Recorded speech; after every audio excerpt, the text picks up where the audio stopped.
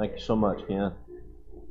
All right, so as I said, we're in Mark chapter 8, and for a couple of classes now, we've been talking about Jesus' ministry among Gentile cities and people. While he first went to the Jewish people with the gospel, he never meant for it to be limited only to the Jewish people.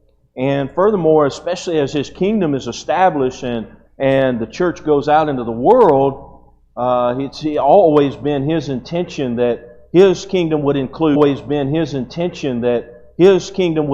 people from all parts of the world, all languages, all nationalities, would never be limited to just one group of people. And the ironic thing that we've seen in a lot of this part of his ministry is in some of the places of the people that were closest to him, those were the areas where he was most bitterly rejected. Even his own hometown of Nazareth, they wanted to kill him when he began his preaching ministry there.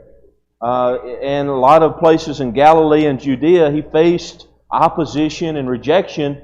But in Gentile territories, there was a great reception of what he was doing. We talked about last week the Syrophoenician woman or the Canaanite woman who came to him for help, and he pretended a little bit. That's what I would call it, to sort of have disdain toward her, but she just kept pursuing him. She had such faith that she was satisfied even with the crumbs that she might receive, and the Lord finally acknowledged her faith and rewarded her faith.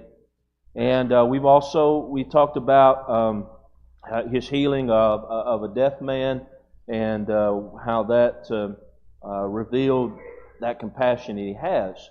So as we come into chapter 8, this continues. And the first miracle that we're going to study about is another feeding miracle. I think this one gets forgotten more so. Typically when we think about his feeding miracle, we think about the 5,000. He fed the 5,000 men plus women and children. He had 5 loaves and 2 fishes. And but there was actually another feeding miracle. And first you might think, why twice? Well, a lot of similarities between these miracles, but there are some important differences between them. And probably the most important would be that the feeding of the 5,000 being near the city of Capernaum, that was primarily a Jewish audience who was present for that miracle. But this particular miracle would have been primarily a Gentile audience. And so the differences between the two: 5,000 men at the first feeding, 4,000 men plus women and children at the second feeding. 5 loaves and 2 fishes at the first one, 7 loaves and a few fishes at the second one. 12 baskets of leftovers were taken up at the first one. 7 large baskets of leftovers were taken up at the second one. So there are some differences, but here's this main similarity. Okay, this is what I want you to really remember about comparison between these two miracles. The same compassion of the Lord. Before, with that Jewish audience, Jesus saw that they were hungry. He had compassion on their need. He had a desire to meet their need. He had the ability to meet their need. Even though it was such an astronomical need in comparison to such a minuscule resource, He was able to meet that need. Same thing here. Maybe as many as 16,000 people, 7 loaves of bread and a handful of fishes. Such an astronomical need in comparison to such a minuscule resource. But in the hands of Jesus, it was more than enough to feed all of those people. And just as Jesus had that compassion on that Jewish multitude, He has the same compassion on this Gentile multitude. And we're still sort of in this section where it all started with this conflict over washing hands. And this mindset that some of the Pharisees and the Jewish people had was, before they ate, they washed their hands because they needed to wash those filthy Gentiles off their hands, unless lest they might defile themselves. And it's such a contrast between that mindset and the mindset of Jesus. He is feeding and eating with the people that the Pharisees were trying to wash off. He does not show that same distance from them that the Pharisees did. And as we've emphasized before, a lot of this section of His ministry is really about making a deep impression on His disciples, to make sure that His disciples do not develop the mindset of the Pharisees toward those people who are considered to be outcasts. I was thinking about something. I'm getting way ahead of myself, but bear with me. But later on in the text, there's a section where the Pharisees, they ask for a sign, and Jesus in so many words said, I've given you enough signs. The only sign left to give you is my resurrection. But it's interesting the way it's worded in Matthew's account. He says, no sign will be given to you except the sign of Jonah. As he was 3 days in the belly of the fish, so the Son of Man will be 3 days in the heart of the earth, and then He will be raised. It's interesting that He uses Jonah in this example. Right? Now, why would I say that? Now, who was Jonah sent to? The Ninevites, Gentile people. He was sent to bring a message of grace and mercy to a cruel pagan people. And what was his response? He ran as far in the opposite direction as he could. And you know the whole story. I won't go into all the story, but finally, after 3 days in the belly of a fish, he's ready to finally go and do what God commanded him to do. And there is a tremendous reaction. Everyone in the city, the king proclaims a fast. They all turn from their sins and turn to Jehovah God. And I don't know how long it lasted, but at least in this moment, there was a tremendous response to the grace and mercy of God. And it infuriated Jonah.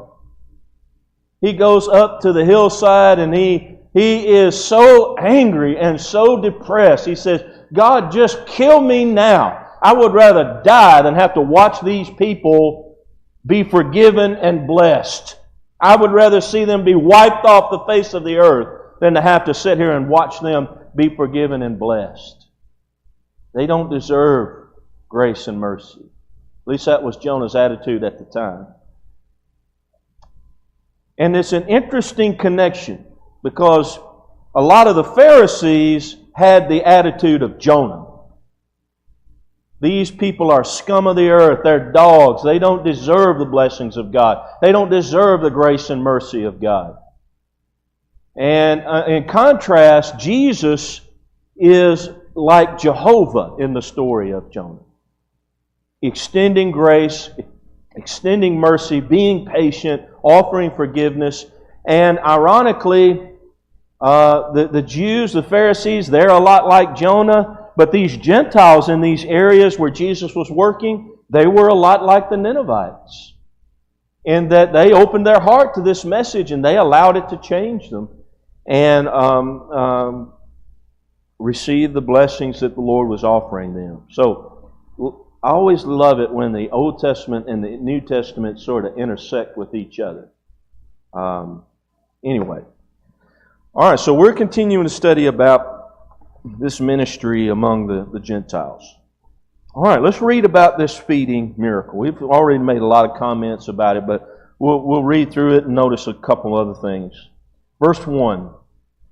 In those days, the multitude being very great and having nothing to eat, Jesus called His disciples to Him and said to them, I have compassion on the multitude, because they have now continued with me 3 days and have nothing to eat. And if I send them away hungry to their own houses, they will faint on the way, and some of them have come from afar. Then His disciples answered Him, how can one satisfy these people with bread here in the wilderness? He asked them, how many loaves do you have? And they said, 7. So He commanded the multitude to sit down on the ground. He took the 7 loaves and gave thanks, broke them, and gave them to the disciples, or His disciples, to set before them.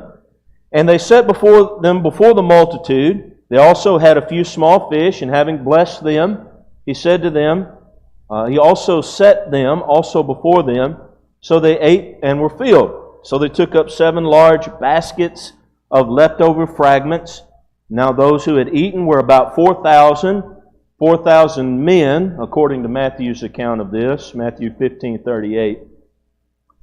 And He sent them away. Immediately they got into the boat with His disciples and came to the region of Dalmanutha. All right, so a couple of things I want to point out about this particular miracle. One is, it's interesting to me the difference of the attitude of the Gentile people versus the Jewish people. Now, let me explain.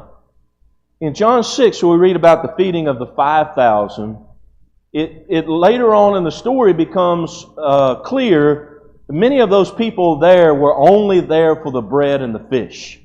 They were only there for the miracle. And when Jesus challenged them to give Him absolute devotion, they turned away. Many of His disciples turned back and walked with Him no more. John 6 and verse 66 tells us.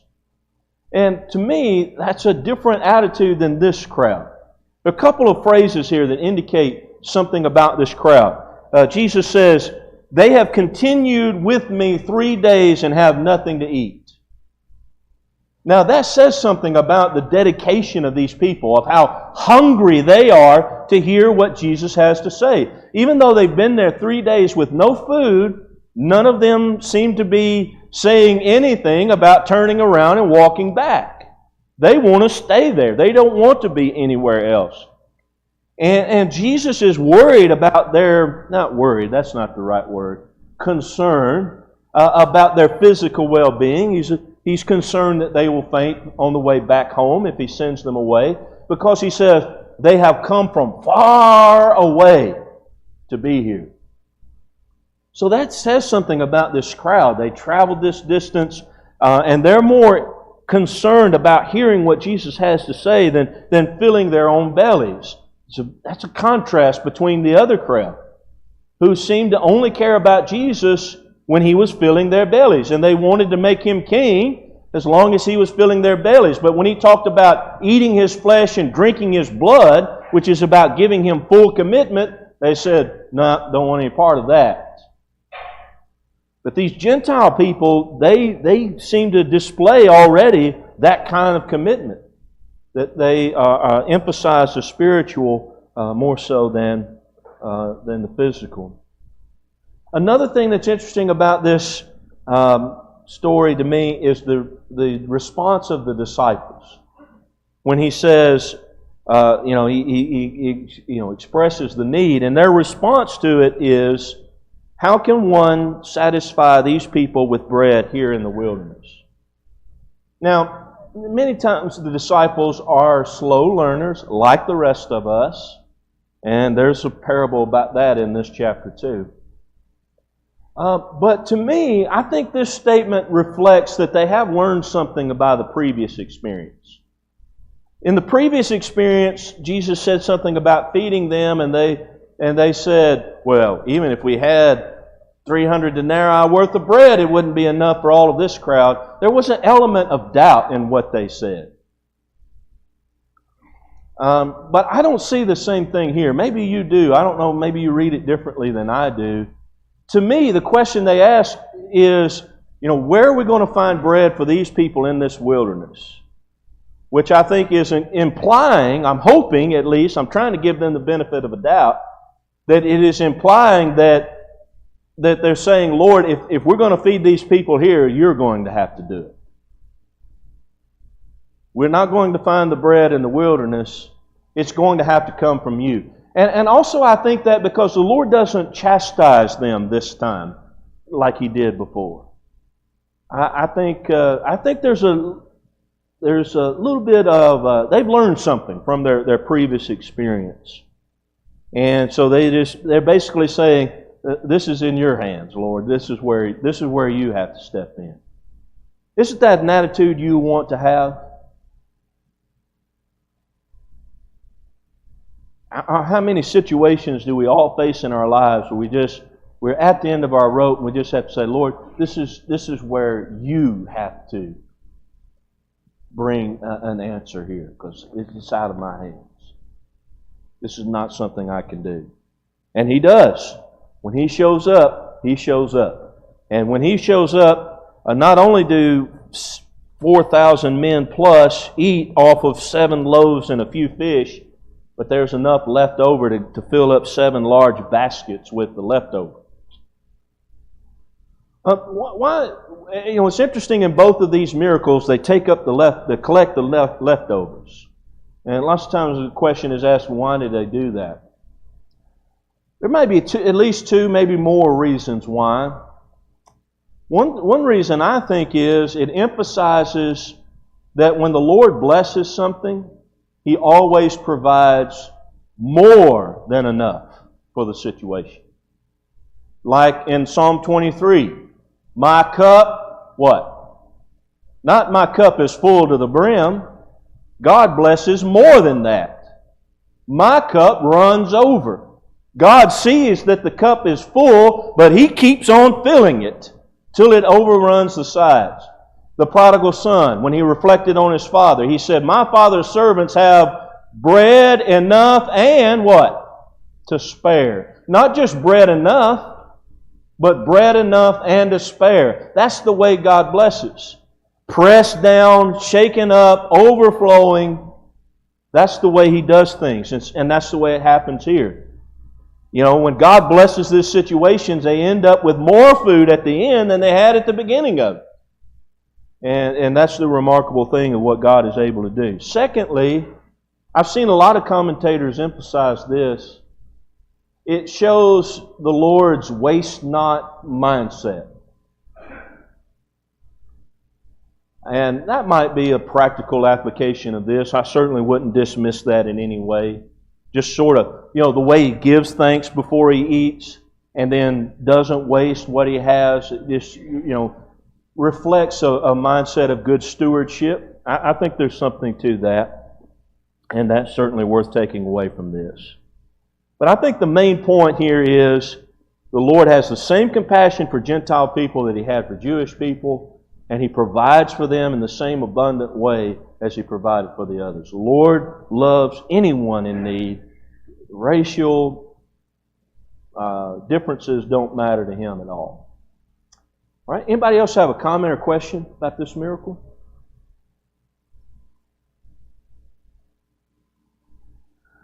All right. So in verse 9, it says, verse 10 rather, that after this miracle, He leaves that region and goes to a place called Dalmanutha. We don't know exactly where that is.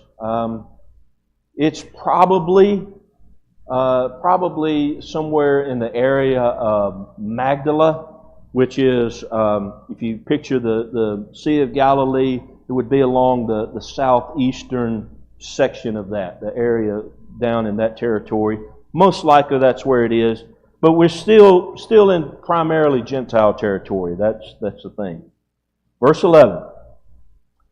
No, I take that back. I was wrong. We're coming back into Jewish territory at this point. Because verse 11 says that the Pharisees came out and began to dispute with Him, seeking from Him a sign from heaven, testing Him. But He sighed deeply in His spirit and said, why does this generation seek a sign? Assuredly, I say to you, no sign shall be given to this generation.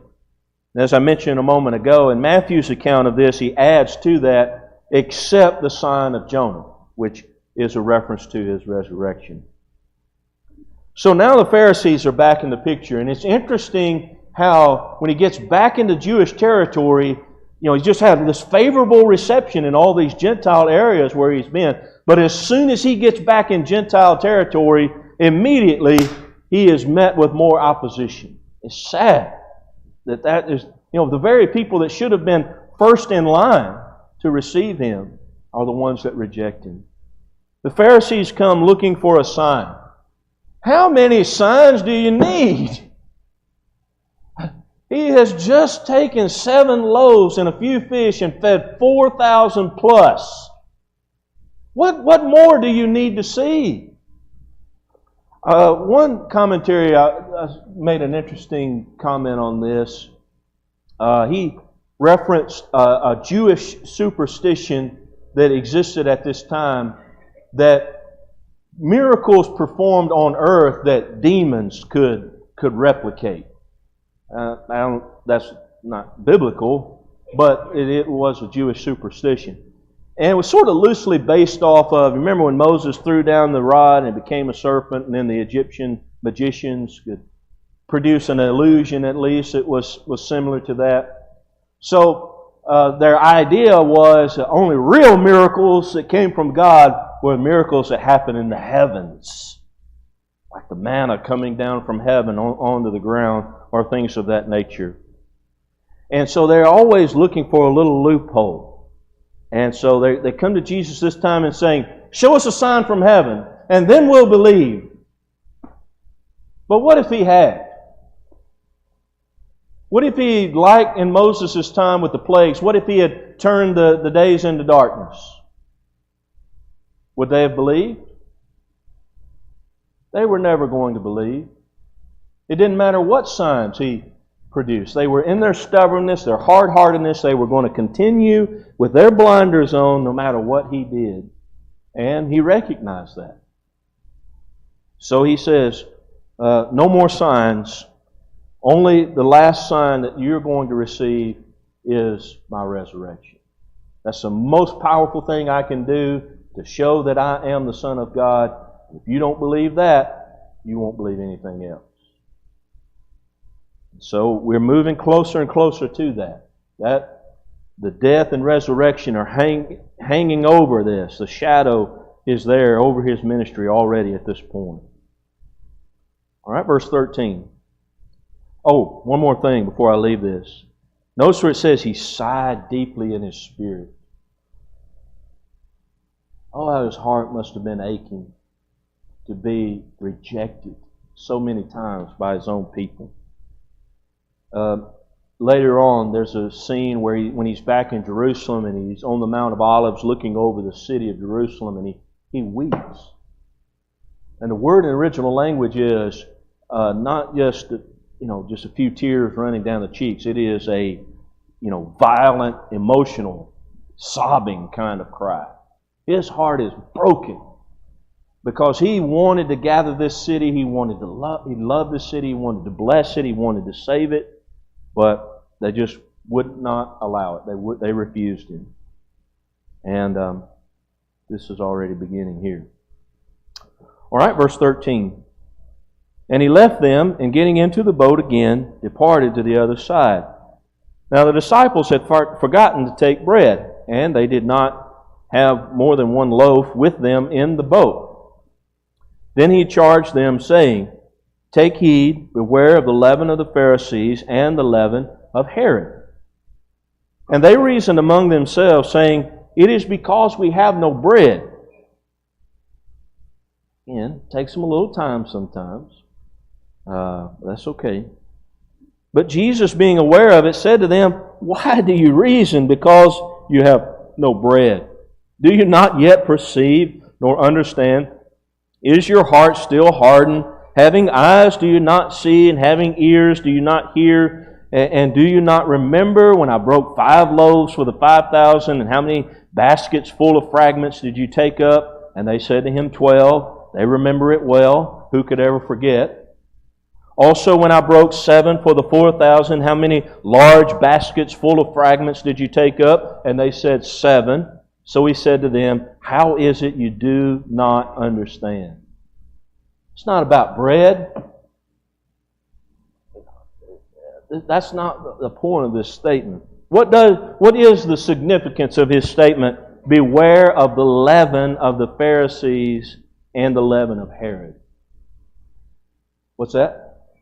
Their influence. That's what the word leaven stands for. Just like you put yeast into a dough, it's going to permeate and it's going to affect every part of that dough. So when you have the teaching and the attitude of the Pharisees, when it gets into a person's heart or it gets into a church or it gets into whatever the circumstance may be, and it stays there, that attitude is going to permeate until it affects everyone that it touches. And this whole campaign through Gentile territory, I think, has been Jesus' attempt to eradicate the leaven of the Pharisees from the hearts of His disciples. It's the last thing He wants them to develop. Now, also He mentions the leaven of Herod.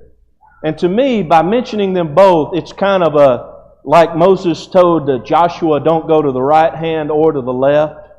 Well, that's kind of what you have here. The Pharisees are going to the right hand, and the Herodians are going to the left. Now, what do I mean? Well, with the Pharisees, it's all about rules. And it's all about proving that you are worthy of God by following these rules. Not only that, God's rules are not enough. With the Pharisees, they make up their own rules. And then they put those rules right up there on an equal plane with God. And we're not diminishing the importance of rules. Neither did Jesus. It's that they elevated their own personal righteousness above the righteousness of God.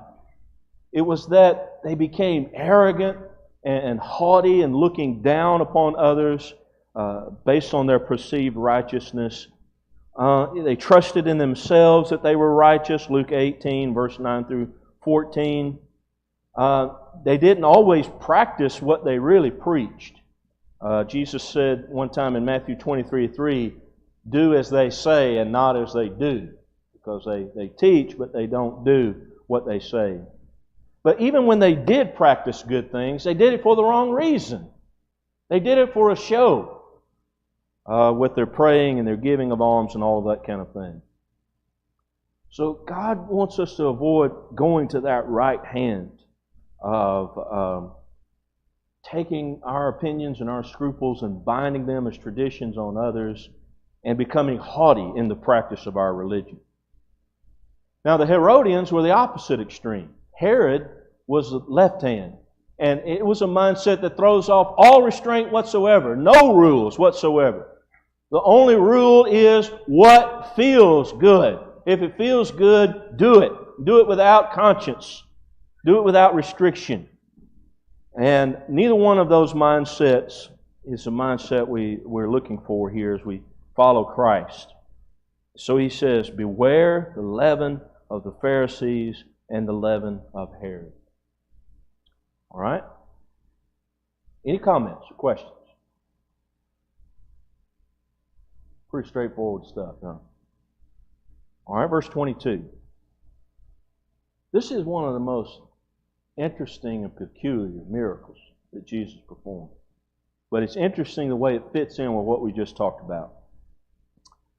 So then he came to Bethsaida, and they brought a blind man to him and begged him to touch him. So he took the blind man by the hand and led him out of the town. And when he had spit on his eyes, put his hands on him, he asked him if he saw anything. Warning to anybody that's kind of skittish about germs. Okay, well, Jesus has a reason for what he's doing here. Verse 24, he looked up and said, I see men like trees walking. So he can see, which is an improvement, but everything's still out of focus. He sees what he thinks are men, but he can't quite make it out. They look like trees walking. So everything's out of focus. Verse 25, then he, Jesus, put his hands on his eyes again and made him look up. And he was restored and saw everyone clearly. Then he sent him away to his house, saying, neither go into the town nor tell anyone in the town. It's interesting to me that Jesus would heal blindness right after this discussion we've just had. On one occasion, speaking of the Pharisees, he said, speaking of them, said, when the blind lead the blind, they'll both fall into the ditch. The Pharisees possessed a spiritual blindness. where they couldn't see the way God would have them to see. They were seeing only from their own stubborn persuasion. So it's interesting. But also it's interesting the way this miracle comes about. Why was the man not healed completely with the first attempt? Was his blindness just so severe, Jesus just wasn't capable of healing it with the first attempt? Now you know the answer to that question, don't you? It can't be that Jesus was lacking in ability to heal him at first. The only explanation is He didn't completely heal him at the first attempt because He didn't mean to. He didn't intend to, or He would have. The first healing was incomplete, I think, to prove a point. All right? Now, what point is that? I think this blind man's condition is it's almost like a parable or a symbol of the condition of the disciples. You know, in their association with Jesus, they have been exposed to the light of the truth that Jesus is teaching and the light of who He is and what He came to do and what is possible through Him. And in time, they are going to begin to understand that in a way so that they can see clearly as the Lord would have them to see. But it didn't happen all at once, did it? Along the way, they doubted Him.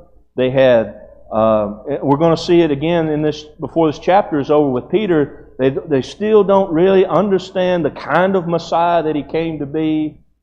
It just didn't happen all at once. It took time. But what I love about this miracle is, with this man, Jesus did not give up until He could see clearly. And if we stay with Him long enough and we listen to Him and we open our heart to what He teaches, it's not going to happen overnight, but in time, we are going to begin to see life clearly as He would have us to see it. Have to beware that leaven of those Pharisees and let Jesus be the one who opens our eyes to see. All right? Verse 27. Now Jesus and His disciples went out of the towns of Caesarea Philippi, and on the road, I said out of, I should have said out to the towns of Caesarea Philippi. And on the road He asked His disciples, saying to them, "Who do men say that I am? What is public opinion about me?" And so they answered, "John the Baptist, but some say Elijah, or others, one of the prophets." Well, that was the nicest things that people were saying about Jesus. If you ask the Pharisees, they would say, He's a blasphemer, He's a servant of Beelzebub, He is a glutton and a drunkard. So there were much less favorable things being said of Him too. But being polite, the disciples don't mention those things. They only mention some say you're John the Baptist. Herod was saying that. Or that you're like Elijah or one of the prophets. Well, that's good. That's good. It's good company to be in. But Jesus is more than that.